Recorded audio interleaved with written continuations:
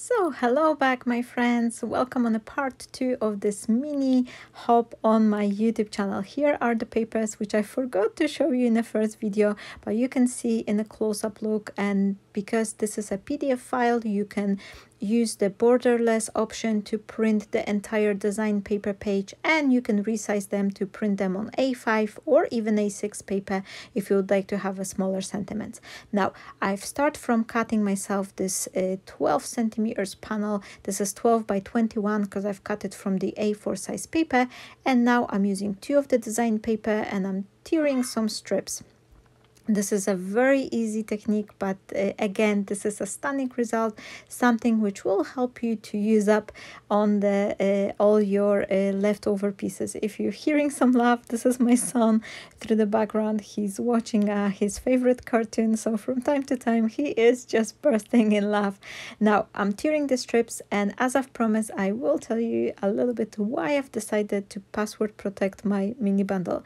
And this is something which unfortunately, when I share my previous free downloadable papers, I had a lot of the users who come to the video, they just click on the video and click on the link and then instantly click out from the YouTube tutorial. So for that I had a very large view on the video, but the video duration rate, it was very low.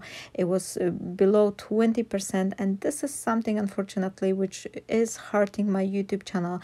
I am growing my channel. I am basically now working full-time hours in my craft room, so this is a huge thing for me, my friends. I still want to be able to share the free content with you, this free papers and designs, but I just need to protect myself, so I'm not gonna be hurting my own channel whenever I want to give you some free designs. So for that I've decided to create this mini hub, so this way whoever would like to get the free papers, they will actually have to watch the videos and maybe learn new techniques. I've made them very short, very easy to digest, so I hope that this is something you're not gonna hold against me. But as I've mentioned, I just needed to put that password on, so this way whoever wants to get the papers, they will have to watch the video. Now I've placed those strips with the hot glue, and as you can see here, I was just using the little piece of the glue on the center. I've bent those papers so they kind of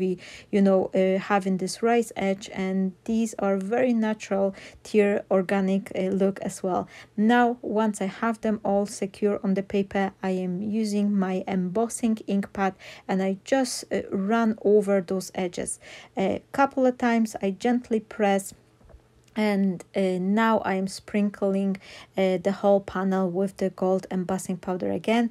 But because these are raised edge, the embossing ink has actually only attached to those tear edges, and this little central portion of the strips are staying clean.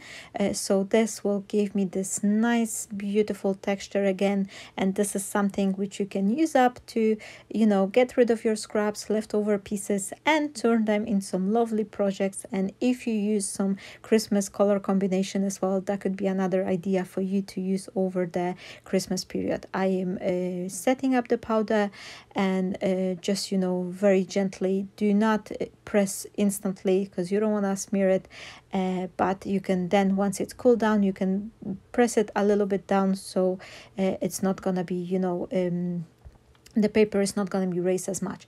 Now this card is relatively flat. You can still put it in the envelope and send it through, so that will be great for mailing, same as the previous one I did. Now I also decided to add this gold frame, and this is my own die which I've designed for the CRAFTSTASH & Co. This is a part of the CRAFTSTASH & Co collections, so I'll give you a link down below if anyone is interested to get them or have a look. Even I also have my own digital collections on the CRAFTSTASH, so all the links, all the supply lists as well.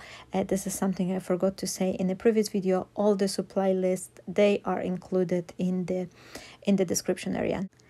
For this card, I've created myself A5 size card base, and now I am adhering my panel with the help of the double-sided tape and a little bit of the liquid glue. If you're watching up till this point, please let me know what techniques are you using the most in your craft room. Are you prefer to do die cutting or stamping?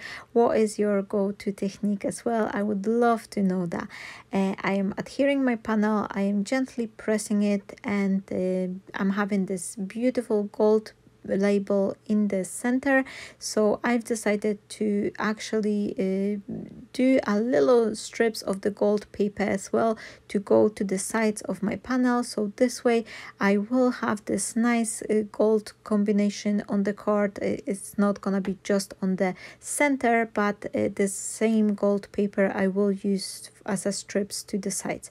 And here is my tip, my friends. Whenever you're using the mirror paper, whether it's gold, silver, or any other shiny mirror cardstock, and you get some smudges with the glue, don't rub them off with your fingers because you can destroy the paper, but just use a little bit of the baby wipe and very gently wipe it off, and this should take off any adhesive without any trouble. I am trimming the card a little bit from the top and the bottom just so I could have this crisp line, because once I was adhering those strips, they are a little bit raised up, so they're not all of them, they weren't super clean, like, you know, straight line. So that's why I've decided to trim it. And now I am back in my front panel with a little bit of the foam tape. This will help it to adhere to my focal panel, this combination of the strips. And then I will add the sentiment, and I'm gonna finish off my card with the butterflies, which are included in the collection. And one thing I just want to say, this collection is matching up with my latest mini bundle I have. And then if anyone will purchase the mini bundle, for the link is down below, you will get the different color of the butterflies and a little bit different papers as well. So this will give you a lot more options as well. I am placing the sentiment back then with the foam and adding a few butterflies, and in a second you will see close-up look how this card turned out. And this is very interesting technique and I am encouraging you to try. And lastly, because I almost forgot, the password for this part of the video is the word sun. I hope you enjoy it, and I'll see you on part number 3. Bye bye.